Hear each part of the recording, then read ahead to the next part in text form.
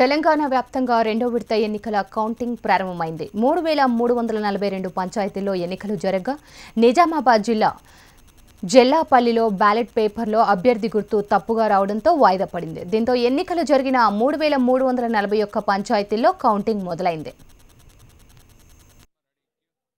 విడతలో మొత్తం 4137 పంచాయతీల్లో ఎన్నికల కోసం నోటిఫికేషన్లు వెలువడగా వాటిలో 788 సర్పంచ్ స్థానాలు ఏకగ్రీవమయ్యాయి. మరో 7 సర్పంచ్ పదవులకు నామినేషన్లు దాఖలు కాలేదు. మిగతా 3341 సర్పంచ్ స్థానాలకు ఈ రోజు పోలింగ్ జరగనుంది.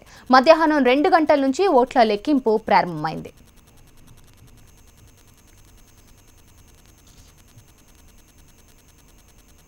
ఇక పంచాయతీ ఓట్ల లెక్కింపుకు సంబంధించి మరింత సమాచారం మా రిపోర్టర్ రమణ అందిస్తారు. రమణ,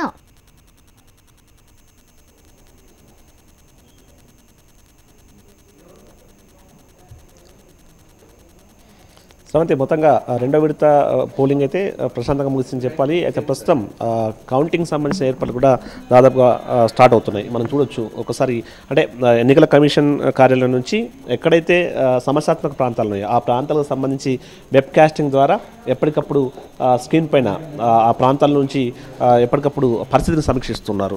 ముఖ్యంగా 673 సమస్యాత్మక ప్రాంతాలు ఉన్నాయి. ఆ ప్రాంతాలకు సంబంధించినటువంటి ఏర్పాట్లను ఇక్కడ ఉన్న సిబ్బంది ఎప్పటికప్పుడు నిత్యం పరిశీలిస్తుంది. అయితే వరంగల్ జిల్లాలో కొన్ని చోట్ల తప్ప, అంటే కొన్ని వరంగల్ జిల్లాలో చెదురుముదురు ఘటనలు మినాయిస్తే మొత్తం మీద ఏర్పాటు అయితే అది మొత్తం ఎలక్షన్ అయితే పూర్తిగా ప్రశాంతం జరిగింది. అయితే మనం చూస్తున్నాం ఎన్నికలకు సంబంధించి, అంటే పోలింగ్ అయిన తర్వాత వాటిని బ్యాలెట్ పేపర్ల నుంచి బ్యాలెట్ పేపర్లను విడిగా చేర్చి ఇక్కడ మనం చూస్తున్న టేబుల్ పైన ఉన్నటువంటి ఈ ట్రేలో పెడతారు.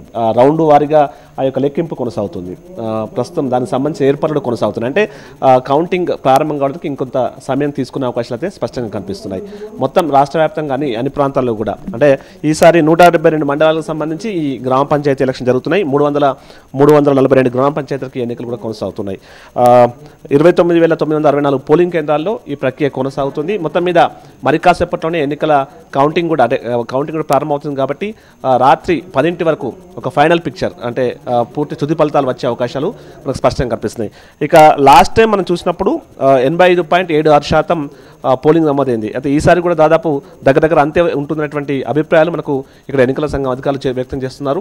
ఏదేమైనా మొత్తం ఇంతకుముందు మనం చెప్పుకున్నట్టుగా నిజామాబాద్ జిల్లాలో ఒక సర్పంచ్ అభ్యర్థికి సంబంధించినటువంటి ఎన్నిక వాయిదా పడగా, ఇటు నల్గొండ జిల్లాలో మాత్రం ఒక వార్డు మెంబర్ సంబంధించినటువంటి ఎన్నిక వాయిదా పడింది. మనం చూస్తున్నాం బ్యాలెట్ పేపర్లను టేబుల్ పైన చేరుస్తున్నారు. తర్వాత అక్కడ ఏవైతే ఏర్పాటు చేసిన ట్రేలో బ్యాలెట్ పేపర్లను అంటే రౌండ్ల వారీగా అక్కడ విభజించి ఆ తర్వాత కౌంటింగ్ ప్రారంభిస్తారు. ఆ విధంగా ఒక్కొక్క రౌండ్ ఎన్నికలకు సంబంధించినటువంటి రిజల్ట్స్ చెప్తూ ఉంటారు. తర్వాత అప్పుడు ఫైనల్ ఎటువంటి రిజల్ట్స్ చెప్పడం జరుగుతుంది. దీని తర్వాత ఈ ప్రక్రియ కొనసాగుతుంది. ఆ వైపు ఉప సర్పంచ్ సంబంధించినటువంటి ప్రకటన కూడా, ఎవరు గెలుస్తున్న విషయాన్ని కూడా అక్కడ స్పష్టం చేస్తారు. మొత్తం మీద ఈసారి కొన్ని చోట్ల చిన్న చెదురుమురు ఘటనలు తప్పిస్తే మొత్తం మీద ఈ పోలింగ్ కూడా ప్రశాంతంగా ముగిసింది. ఇక కౌంటింగ్ సంబంధించి కూడా కౌంటింగ్ కేంద్రాల వద్ద ఆల్రెడీ పోలీసులు భారీగా మోహరించి ఉన్నారు. ఎక్కడ కూడా, అంటే సమస్యాత్మక ప్రాంతాలు ఇంతమంది చెప్పినట్టు 673 కేంద్రాల్లో సమస్యాత్మక కేంద్రాలు కాబట్టి ఆ ప్రాంతంలో ప్రత్యేకంగా నిఘా కూడా ఏర్పాటు చేశారు. తర్వాత ఎప్పుడైతే ఫలితాలు వచ్చిన తర్వాత విజయోత్సవాలు చేసుకుంటారు కాబట్టి ఆ సందర్భంగా కూడా ఎక్కడ ఇలాంటి గొడవలు జరగకుండా పోలీస్ శాఖ అంటే బందోబస్తు అయితే చాలా పెద్ద ఎత్తున చేసింది. ఎక్కడ కూడా సమస్యాత్మక ప్రాంతాల్లో కూడా ఎలాంటి ఇబ్బంది రాకుండా ఈ యొక్క ఏర్పాటు అయితే పూర్తయ్యాయి.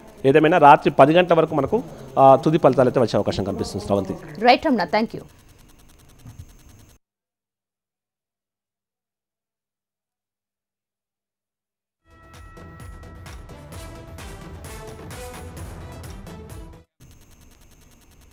నిజామాబాద్